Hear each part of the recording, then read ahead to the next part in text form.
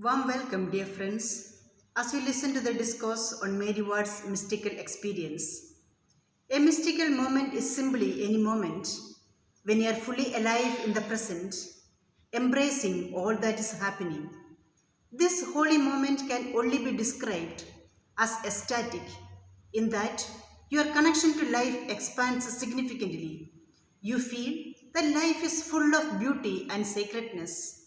Yet, this feeling is not subjective, but an objective phenomenon that is outside your personal self. Mary Ward's spiritual journey led her from her childhood piety to the enclosed contemplative life of the poor class to the Ignatian practice of finding God in all things through joy, searching, suffering, misunderstanding, and disgrace to the depths of mystical union with God. Mary Ward was directed by God through a series of mystical experiences to found an order on the pattern of society of Jesus. The novel ideas proposed by Mary Ward were not acceptable to the church, and Mary's initiatives brought in a storm of protests from all sides. Despite the many hurdles, Mary placed her trust in the Lord, as she says that God be the end of all your actions. Therein you will find great satisfaction and find all things easy and possible.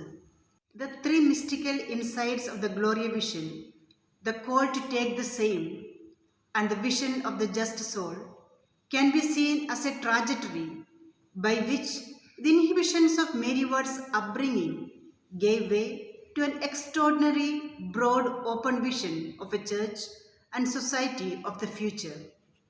In 1609, while in London, doing her hair in the morning, she fell into an ecstasy and for 2 hours could hear only the words, "Glory, glory, glory." She understood that while she did not yet know what God had in mind for her, it would be to God's greater honor and glory. As she looked at her own reflection in the mirror, Mary saw what she also heard, the glory of God shining through her human weakness.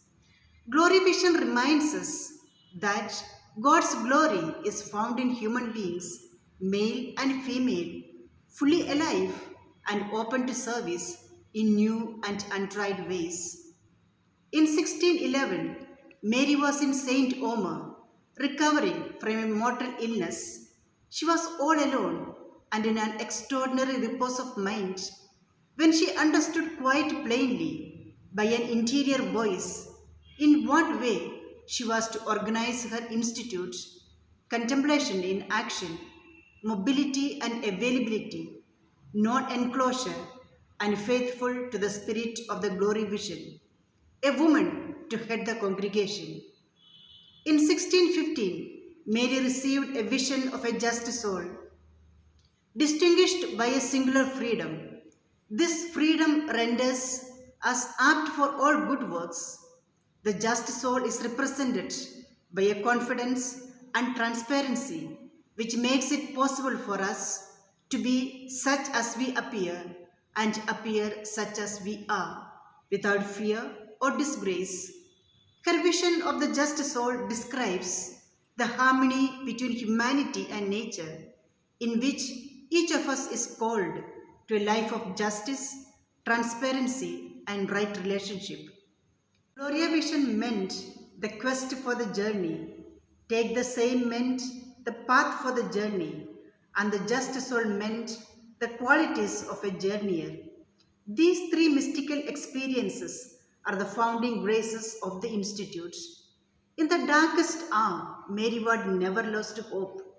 What was striking was her personal greatness, her courage to go on hoping against hope, the charity that loved and forgave her enemies, the humility prepared to accept seeming failure, her humble trust in God, a love for truth, and loyalty to those dependent on her. God led Mary Ward by hand All through her life, she says, little by little, God led me from all else, that at length I might settle my love on Him alone. Thank you.